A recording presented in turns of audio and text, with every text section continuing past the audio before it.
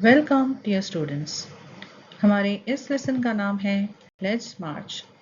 इस वीडियो में हम कर रहे हैं part 1। Let us get started. Let's march. March करना यानी चलना, कदम से कदम मिलाकर एक साथ चलना, आगे बढ़ना, जैसे कि ये फौजी चल रहे हैं। लेकिन जब आपकी और मेरी तरह के आम लोग भी जब एक साथ आते हैं किसी चीज़ के खिलाफ आवाज़ उठाने के लिए, ताकि हम अपनी तरफ दूसरों का ध्यान ला पाएं, ताकि वो देख सके कि हम एक साथ हैं और अपने मकसद को पाने के लिए हम साथ चल रहे हैं, उसे भी हम मार्च कहते हैं। हमारे इस लेसन में भी इसी तरह की एक मार्च की बात की जा रही है। Nobel peace prize winner Kailash Satyarthi हमसे ये कह रहे हैं कि आओ साथ में चलते हैं, आगे बढ़ते हैं, दुनिया भर के बच्चों को आज़ादी दिलवाते हैं जो आज भी मजदूरी, गरीबी, कई सारे जुल्म और सितम के जंजीरों में जकड़े हुए हैं।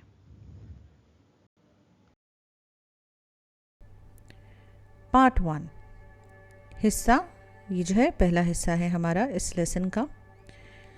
ये जो है लेसन बच्चों, ये एक स्पीच है जो कैलाश सत्यार्थी दे रहे हैं। और ये स्पीच कहाँ दे रहे थे? जब उन्हें नोबेल पीस प्राइज़ से नवाजा गया था।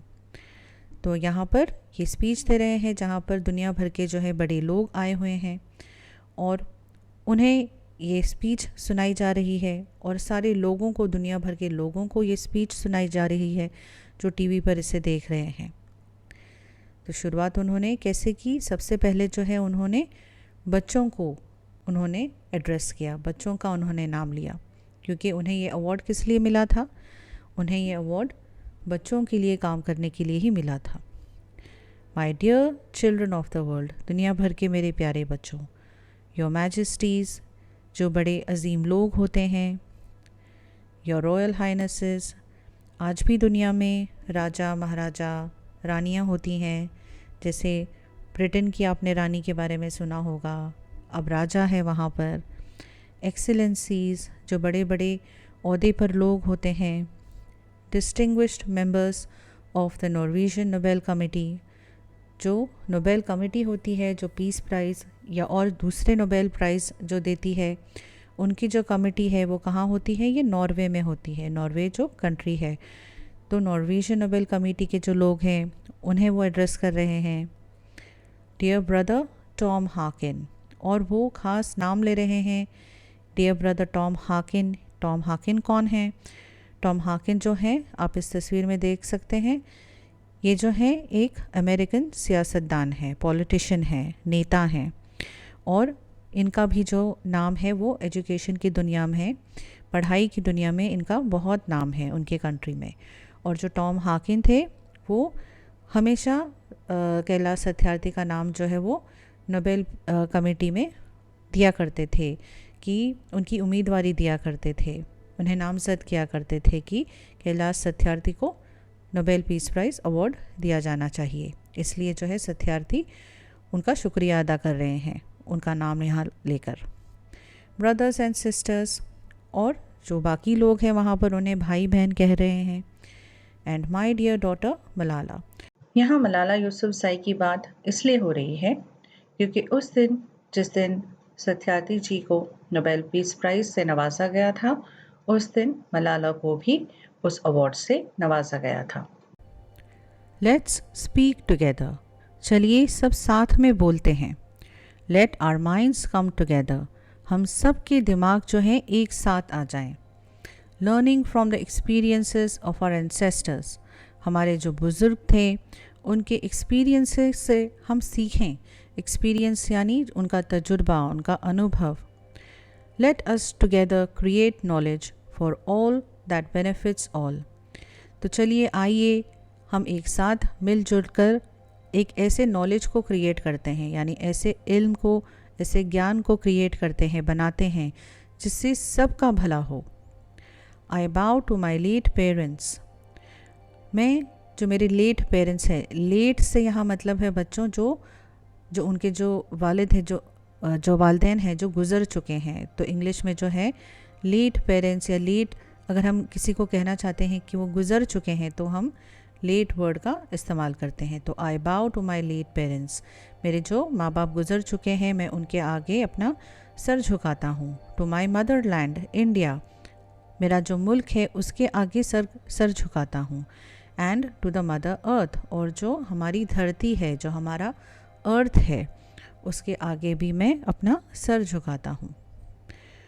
With a warm heart I recall how thousands of times I have been liberated, each time I have freed a child from slavery. अब ये कह रहे हैं कि एक बहुत ही वार्म हार्ट से यानी कि उनके दिल में एक हल्की सी खुशी आती है। मैं उस चीज़ को याद करता हूँ। किस चीज़ को याद करता हूँ?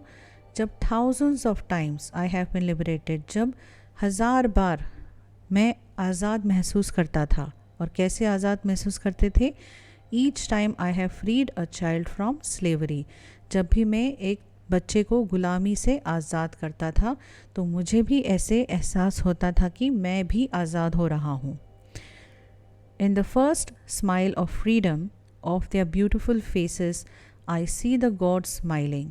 तो जब भी सत्यार्थी ऐसे बच्चों को जिन्हें ज़बरदस्ती काम कराया जाता है, पकड़ कर रखा जाता है, उन बच्चों को जब सत्यार्थी फ्री करते थे, उन्हें उस चीज़ से छुटकारा दिलाते थे, आज़ाद करवाते थे, तब जो उनकी स्माइल होती थी, जो उनकी मुस्कुराहट होती थी, जो पहली बार वो मुस्कुराते थे, उनके जो खूबसूरत चेहरे हैं उन पर जो वो मुस्कुराहट वो देखते थे, तो उन्हें ऐसा महसूस होता था जैसे खुदा मुस्कुरा रहे हैं। I give the biggest credit of this honor to my movements Kalu Kumar, Dhum Das and Adarsh Kishore from India and Iqbal Masih from Pakistan, who made the supreme sacrifice for protecting the freedom and dignity of children. Kailash Satyarthi जो हैं ये इस मुहिम में अकेले नहीं हैं, उनके साथ बहुत सारे उनके साथी हैं। यहाँ पर कुछ लोगों के उन्होंने नाम लिए हैं। वो कहते हैं कि इन लोगों की मदद से आज वो आज उन्हें इतनी इज़्ज़त मिली है, ऑनर मिला है, और इसका क्रेडिट वो उन्हें देते हैं। क्रेडिट देना यानी वो इस बात को तस्लीम करते हैं कि इन लोगों ने जो मेरी मदद की है, इनका जो हिस्सा है मेरी इज़्ज़त में, मेरी कामयाबी में, वो बहुत बड़ा हिस्सा है। और हिंदी में इसे क्या कहते हैं? श्रेय देना। तो ये कौन लोग हैं? कालू कुमार, धूम दास और आदर्श किशोर इंडिया से, और इकबाल मसीह पाकिस्तान से, जिन्होंने बहुत सारी बड़ी बड़ी कुर्बानियाँ दी, सैक्रिफाइस यानी कुर्बानी दी, for protecting the freedom and dignity of children. और किस चीज़ के लिए उन्होंने कुर्बानी दी? कि बच्चों की आज़ादी और उनकी इज़्ज़त के लिए उन्हें उसे बचाने के लिए उन्होंने बहुत सारी कुर्बानियाँ दी। I humbly accept this award on behalf of all such martyrs, my fellow activists across the world and my countrymen। तो वो कह रहे हैं कि मैं बहुत हम्बली यानी आजिज़ी से, नम्रता से इस अवार्ड को कबूल करता हूँ, और इन लोगों के बिहाफ से यानी इनका भी इसमें हिस्सा है जो इसमें शहीद हुए, मार्टर यानी शहीद हो जाना। My fellow activist across the world, जो मेरी ही तरह जो बहुत सारे लोग हैं जो इस मुहिम में जुड़े हुए हैं, और मेरे कंट्रीमैन यानी जो मेरे मुल्क के लोग हैं, जो मेरे देश के लोग हैं। My journey from the great land of Lord Buddha, Guru Nanak and Mahatma Gandhi, India to Norway is a connect between the two centers of global peace and brotherhood, ancient and modern। तो सत्यार्थी जो है अपनी जर्नी की बात बता रहे हैं, उनका जो सफ़र है, कहाँ का सफ़र? The great land of India, the great land of Lord Buddha, जो लॉर्ड बुद्धा यानी जो गौतम बुद्ध थे उनके ज़मीन से, गुरु नानक के ज़मीन से, और महात्मा गांधी के ज़मीन से यानी इंडिया से। India to Norway is a connect between the two centres of global peace, कि इंडिया टू नॉर्वे जो है एक कनेक्ट है, जैसे एक ब्रिज है दो बड़े ग्लोबल पीस के सेंटर्स से, कि ये जो दोनों कंट्रीज़ हैं ये ग्लोबल पीस यानी जो दुनिया की अमन और शांति के लिए जाने जाते हैं, एंड ब्रदरहुड यानी भाईचारे के लिए माने जाते हैं, और एंशंट और मॉडर्न इन दोनों के बीच का भी ये एक कनेक्ट है, एक जोड़ है, एक ब्रिज है। एंशंट यानी बहुत पुराना और मॉडर्न यानी नया। Friends, the Nobel Committee has generously invited me to present a lecture. दोस्तों, नोबेल कमेटी ने मुझे बड़ी ही दरिया दिली से बड़ा दिल करके मुझे यहाँ पर एक लेक्चर देने के लिए, प्रेजेंट करने के लिए बुलाया है, इनवाइट किया है, दावत दी है। Respectfully I am unable to do that. मैं बड़े ही इज़्ज़त से ये कह रहा हूँ, रिस्पेक्ट से कह रहा हूँ कि मैं ये नहीं कर पाऊँगा, because I am representing here the sound of silence. क्योंकि यहाँ मैं किस चीज़ को रिप्रेजेंट कर रहा हूँ, किस चीज़ की उम्मीदवारी कर रहा हूँ? द साउंड ऑफ साइलेंस यानी खामोशी की आवाज़, द क्राई ऑफ इनोसेंस जो मासूमियत है उसके रोने की आवाज़, and the face of invisibility और जो लोग हैं जिनके चेहरे इस दुनिया में किसी को नज़र नहीं आते हैं, उनकी आवाज़। I represent millions of those children who are left behind, and that's why I have kept an empty chair here as a reminder. और यहाँ मैं उन लोगों की उम्मीदवारी कर रहा हूँ, उन लोगों की तरफ से यहाँ पर स्पीच दे रहा हूँ, वो बच्चे जो पीछे छूट गए हैं। और इसलिए यहाँ पर मैंने एक एम्प्टी चेयर रखी है, एक खाली कुर्सी रखी है एज अ रिमाइंडर, जो मुझे ये याद दिलाए कि वो जो बच्चे हैं वो कितने पीछे छूट चुके हैं और हमें उनकी याद करनी चाहिए, उनके बारे में हमें सोचना चाहिए। तो ये ऐसा इसलिए कह रहे हैं कि मैं ऐसा नहीं कर पाऊँगा, इसका मतलब बस ये है कि वो ये कह रहे हैं कि ये जो स्पीच है ये मेरी स्पीच नहीं है, ये मेरी आवाज़ नहीं है, ये उन बच्चों की आवाज़ है जिनके लिए सत्यार्थी काम करते हैं, उन बच्चों की आवाज़ है जो अभी भी मदद के लिए रो रहे हैं, चिल्ला रहे हैं। I have come here only to share the voices and dreams of our children. मैं यहाँ सिर्फ इसलिए आया हूँ ताकि मैं उन बच्चों की आवाज़ें और उनके जो सपने हैं, उनके जो ख्वाब हैं हमारे बच्चों के, उन्हें मैं आप लोगों के साथ शेयर कर सकूँ, बाँटूँ। Because they are all our children, क्योंकि ये सारे जो है ये हमारे बच्चे हैं। Gesture to everyone in the audience, और वो ये जो है पूरी ऑडियंस जो वहाँ पर बैठी हुई है, यानी जो लोग बैठे हुए हैं वहाँ पर उस नोबेल कमेटी के प्राइज़ सेरेमनी में, उनकी तरफ वो इशारा करते हुए ये कह रहे हैं। I have looked into their frightened and exhausted eyes. तो वो कह रहे हैं कि मैंने उन बच्चों की फ्राइटेंड यानी घबराई हुई आँखें, डरी हुई आँखें, एंड एग्जॉस्टेड आँखें यानी थकी हुई आँखें वो देखी हैं। यहाँ पर देखिए उन्होंने डेफिनेशन भी दिया है, द साउंड ऑफ साइलेंस की खामोशी की आवाज़ क्या है?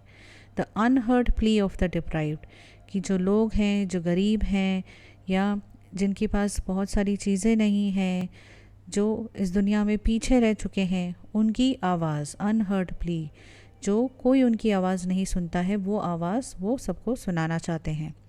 और फेस ऑफ इनविजिबिलिटी, इनविजिबल होना यानी किसी को नज़र नहीं आना, गायब रहना। Unnoticed suffering of the poor and innocent, कि जो लोग जो हैं, जो गरीब लोग हैं, जो मासूम लोग हैं, इनोसेंट लोग हैं, उनकी अननोटिस्ड सफरिंग, सफ़र करना यानी जो तकलीफ़ें हैं उन्हें बर्दाश्त करना, उन्हें सहना, और अननोटिस्ड यानी जो कोई भी उन चीज़ों का नोटिस नहीं लेता है, जो लोग जो हैं उनकी परवाह नहीं करते हैं। तो उन लोगों की जो आवाज़ है सत्यार्थी अपने स्पीच में दे रहे हैं। I have held their injured bodies and felt their broken spirits. जो बच्चे हैं उनकी इंजर्ड बॉडीज़ यानी ज़ख्मी बॉडीज़, मैंने उन्हें होल्ड किया है यानी उन्हें पकड़ा है, उन्हें अपनी गोद में लिया है। और उनकी जो ब्रोकन स्पिरिट है यानी वो बच्चे इतनी बेहाल होते थे, उनकी जो स्पिरिट है यानी उनका जो जज्बा है वो टूटा हुआ होता था, यानी वो बच्चे कितनी बुरी हालत में होते थे। 20 years ago, in the foothills of the Himalayas, I met a small skinny child laborer. अब सत्यार्थी हमें 20 साल पहले का एक किस्सा सुना रहे हैं जब उनकी मुलाकात एक छोटे बच्चे से हुई थी जो बहुत ही दुबला पतला था, स्किनी था, जो एक चाइल्ड लेबरर था, यानी एक मजदूरी करने वाला बच्चा था। और वो उससे मिले थे हिमालय के फुट हिल्स में, यानी जो हिमालय की चोटियाँ हैं उसके नीचे जो गांव बने हुए होते हैं, वहाँ पर एक बच्चे से उनकी मुलाकात हुई थी। He asked me, उस बच्चे ने उनसे पूछा, Is the world so poor that it cannot give me a toy and a book instead of forcing me to take a gun or a tool? उसने पूछा कि क्या दुनिया इतनी गरीब है कि वो मुझे एक खिलौना नहीं दे सकती, एक किताब नहीं दे सकती, बल्कि मुझे फोर्स कर रही है, मुझसे ज़बरदस्ती कर रही है कि मैं एक गन उठा लूँ, यानी मैं अपने हाथों में हथियार उठा लूँ और टूल औजारों को उठा लूँ। I met with a Sudanese child soldier। अब सत्यार्थी जो हैं एक दूसरा किस्सा सुना रहे हैं कि सूडान में मेरी मुलाकात एक चाइल्ड सोल्जर से हुई, यानी एक सिपाही से जो एक बच्चा था। अब ये किस तरीके का बच्चा था? He was kidnapped by an extremist militia, यानी जो दहशतगर्द होते हैं उन्होंने उस बच्चे को किडनैप किया था, अगवा कर लिया था। As his first training lesson, he was forced to kill his friends and family। और जब वो उसे ट्रेनिंग दे रहे थे, जो पहली ट्रेनिंग उन्होंने दी थी वो क्या थी कि उन्होंने उससे ज़बरदस्ती उसके जो दोस्त हैं और घर वाले हैं उनका खून करवाया। He asked me, why, what is my fault? और उसने मुझसे पूछा कि इसमें मेरी क्या गलती थी? Friends, all the great religions teach us to care for our children। तो वो कह रहे हैं कि दोस्तों, इस दुनिया की सारी जो रिलीजन्स हैं, सारे अजीम जो रिलीजन्स हैं, धर्म हैं, मज़हब हैं, वो हमें बच्चों की केयर करना सिखाते हैं, उनकी देखभाल करना सिखाते हैं। Jesus said, let the children come to me, do not hinder them, for the kingdom of God belongs to them। Jesus ने कहा था, यीशु मसीह ने कहा था कि जो बच्चे हैं उन्हें मेरे पास आने दो, उन्हें रोको मत। For the kingdom of God belongs to them, कि जो खुदा का घर है, खुदा की जो दुनिया है वो उनकी है, बच्चों की है। The Holi Quran says, kill not your children because of poverty. और कुरान में लिखा है, होली कुरान में लिखा है कि अपने बच्चों को इसलिए ना मार देना कि तुम गरीब हो। Friends, there is no greater violence than to deny the dreams of our children। दोस्तों, इससे बड़ा कोई तशद्दुद नहीं है, हिंसा नहीं है, violence, than to deny the dreams of our children, कि हम अपने जो बच्चे हैं उन्हें उनके जो सपने हैं, ख्वाब हैं, उनसे दूर रखें, उन्हें पूरा होने ना दें। Therefore, I refuse to accept that all the temples and mosques and churches and prayer houses have no place for the dreams of our children। इसलिए मैं ये मानने से इनकार करता हूँ, रिफ्यूज़ करता हूँ कि जो हमारे टेम्पल्स हैं, मंदिर हैं, मॉस्क हैं, मस्जिद हैं, चर्चेस हैं, जो गिरजाघर हैं, एंड प्रे हाउसेस हैं, और जो दूसरे मज़हब हैं उनके जो जगह है जहाँ पर प्रे किया जाता है, दुआ मांगी जाती है, वहाँ पर हमारे बच्चों के जो सपने हैं, उनके ख्वाब हैं, उनके लिए कोई जगह नहीं है। I refuse to accept that the world is so poor when just 1 week of global military expenditure can bring all the children to classrooms। मैं इस बात को मानने से इनकार करता हूँ कि दुनिया इतनी गरीब है कि जहाँ पर ग्लोबल मिलिट्री एक्सपेंडिचर, यानी कि मिलिट्री के पीछे इतना खर्चा किया जाता है दुनिया भर में, अगर वो सारा खर्चा एक इकट्ठा किया जाए जो मिलिट्री के पीछे एक हफ्ते में इस्तेमाल किया जाता है, उतना पैसा अगर आप लगाएं तो आप दुनिया भर के सारे बच्चों को क्लासरूम्स तक ला सकते हैं। I refuse to accept that all the laws and constitutions, police and judges are unable to protect our children। मैं इस बात को मानने से इनकार करता हूँ कि दुनिया भर के जो कानून हैं एंड कॉन्स्टिट्यूशन है, यानी जो आइन है, जो संविधान है, पुलिस है, जजेस हैं, वो हमारे बच्चों को प्रोटेक्ट करने से, उनकी रक्षा करने के काबिल नहीं है। I refuse to accept that the shackles of slavery can ever be stronger than the quest for freedom. मैं ये मानने के लिए बिल्कुल तैयार नहीं हूँ कि जो शैकल्स ऑफ स्लेवरी यानी चेन्स दैट बाइंड, यानी जो गुलामी की जो जंजीरें हैं, शैकल्स यानी जंजीरें, जो गुलामी की जंजीरें हैं वो इतनी स्ट्रॉन्ग हैं, इतनी ताकतवर हैं कि जो फ्रीडम है, फ्रीडम की जो जद्दोजहद है, जो आज़ादी की जद्दोजहद है, उससे ज़्यादा उसमें ताकत है। आई रिफ्यूज़ टू एक्सेप्ट हियर, मैं ये सारी चीज़ों को मानने से यहाँ इनकार करता हूँ। My only aim in life is that every child is free to be a child. मेरी ज़िंदगी का बस यही मकसद है कि हर बच्चे को इस चीज़ की आज़ादी होनी चाहिए कि वो बच्चा free to grow and develop, कि वो बच्चा फ्री टू ग्रो यानी उसे आज़ादी होनी चाहिए बढ़ने की, डेवलप होने की, यानी उसके अंदर जो ग्रोथ होती है, जो ना सिर्फ जिस्मानी होती है लेकिन मेंटल ग्रोथ, जो उसकी दिमागी ग्रोथ है, उसका जो जज्बा है, वो सारी चीज़ें भी बढ़ें। Free to eat, sleep and see daylight, कि उसे आज़ादी होनी चाहिए खाने की, सोने की और दिन की रोशनी देखने की। तो ऐसा क्यों कहा जा रहा है?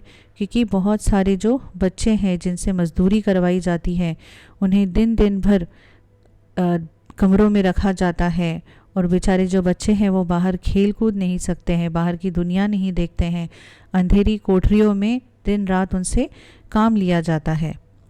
Free to laugh and cry, कि उन बच्चों को आज़ादी होनी चाहिए कि वो खुलकर हंसें, खुलकर रोएं।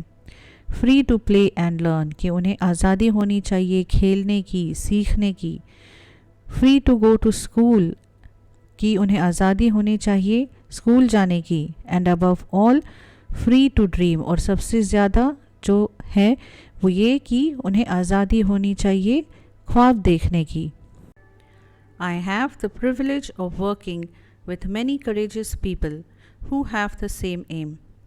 मेरे पास ये इस्तेकाक हासिल है, ये अधिकार हासिल है कि मैं ऐसे लोगों के साथ काम कर सकता हूँ जो मेरी ही तरह बहादुर हैं और मेरी ही तरह जो इस मकसद के लिए काम कर रहे हैं। We have never given up against any threat or attack and we never will. हमने कभी भी किसी भी जो थ्रेट है यानी कोई धमकी है या अटैक है यानी कोई हमला है, उसके आगे हम कभी नहीं झुके हैं और आगे भी हम कभी नहीं झुकेंगे। We have made progress in the last couple of decades. पिछले कुछ सालों में हमने बहुत सारी तरक्की की है। डेकेड का मतलब होता है 10 साल, तो ऐसे काफ़ी साल बीत चुके हैं, जैसे 10-20 सालों में हमने बहुत तरक्की की है। We have reduced the number of out of school children by half. जो सत्यार्थी है और उनकी तरह जो लोग हैं जो दुनिया भर में काम कर रहे हैं, उन्होंने जो आउट ऑफ स्कूल चिल्ड्रन हैं यानी जो बच्चे स्कूल में नहीं जाते थे, उस नंबर को उन्होंने हाफ कर दिया है। We have reduced the number of child labourers by a third. और बहुत सारे बच्चे हैं जो मज़दूरी करते हैं, उनका भी नंबर इन्होंने 1/3 कम कर दिया है। We have reduced child mortality and malnutrition. जो चाइल्ड मोर्टेलिटी का मतलब होता है कि जो बच्चे हैं, जो गरीब बच्चे होते हैं, जो मज़दूर बच्चे होते हैं, वो ऐसे हालातों में काम करते हैं कि वो बहुत जल्दी मर जाते हैं। एंड मैल न्यूट्रिशन का मतलब होता है कि सही ग़िज़ा ना उन्हें मिलना, सही पोषण उन्हें नहीं मिलता है, तो उस चीज़ को भी हमने काफ़ी हद तक कम किया है। And we have prevented millions of child deaths. और हमने जो है लाखों करोड़ों बच्चों को जो है मरने से बचाया है। But let us make no mistake, great challenges still remain. लेकिन हमें ये गलती नहीं करनी चाहिए कि सब कुछ ठीक हो रहा है। अभी भी जो है बहुत सारी चुनौतियां हैं, जो बहुत सारी आजमाइशें हैं जो हमारे आगे हैं। Friends, the biggest challenge or biggest crisis knocking on the doors of humankind is fear and intolerance. दोस्तों, जो सबसे बड़ा चैलेंज है, जो सबसे बड़ी चुनौती हमारे सामने है, जो सबसे बड़ी मुसीबत हमारे सामने है, जो हमारे दरवाज़े पर दस्तक दे रही है, knocking on the doors of human kind, जो इंसान या इंसानियत के दरवाजे पर दस्तक दे रही है, वो है फियर यानी डर, एंड इंटॉलरेंस यानी बर्दाश्त ना कर पाने की ताकत. We have utterly failed our children in imparting an education. अपने बच्चों को सही एजुकेशन देने में हम नाकाम रहे हैं. An education that gives the meaning and objective of life. हम उन्हें इस तरीके का इल्म, इस तरीके का ज्ञान, एजुकेशन नहीं दे पाए हैं जिसमें बच्चों को ज़िंदगी का मकसद क्या है, ऑब्जेक्टिव ऑफ लाइफ क्या है, वो समझ आए. An education that gives a sense of global citizenship among the youth. कि हम इस तरीके का एजुकेशन बच्चों को नहीं दे पाए हैं कि वो अपने आप को जो है ग्लोबल सिटीजन समझें. ग्लोबल सिटीजनशिप का ये मतलब है कि जो बच्चे हैं वो अपने आप को बस किसी कंट्री या किसी शहर तक लिमिट ना समझें. वो ये समझें कि पूरी दुनिया जो है वो उनकी है, पूरी दुनिया के लोग जो हैं आपस में मिलजुल कर रह सकते हैं और हमें एक दूसरे के साथ भाईचारा और प्यार से रहना चाहिए. I am afraid that the day is not very far away when the cumulative result of this failure will culminate in an unprecedented violence, and that will be suicidal for humankind. Satyarthi कहते हैं कि मुझे इस बात का डर है कि वो दिन दूर नहीं जब ये जो हमारी नाकामियाँ हैं, ये जो हमारी चीज़ है कि हमने जो हमारे बच्चे हैं उन्हें सही तालीम नहीं दी है, सही ज्ञान नहीं दिया है, तो ये जो चीज़ें हैं ये जमा होती जाएंगी. क्यूमुलेटिव होना यानी जमा होना, और ये क्या होगा कि ये नाकामी में बदल जाएगा, फेलियर हो जाएगा, और it will culminate in an unprecedented violence. और ये एक सिचुएशन पैदा हो जाएगी, ऐसे हालात हो जाएंगे कि वायलेंस होगा, यानी लोग एक दूसरे को मारना शुरू कर देंगे और बग़ैर किसी प्रोवोकेशन के, यानी कोई वजह नहीं चाहिए होगी लोगों को एक दूसरे को हानि पहुंचाने के लिए, नुकसान पहुंचाने के लिए, क्योंकि माहौल इतना ख़राब हो चुका होगा, लोगों के दिलों में इतनी नफ़रत भर चुकी होगी. And that will be suicidal for human kind.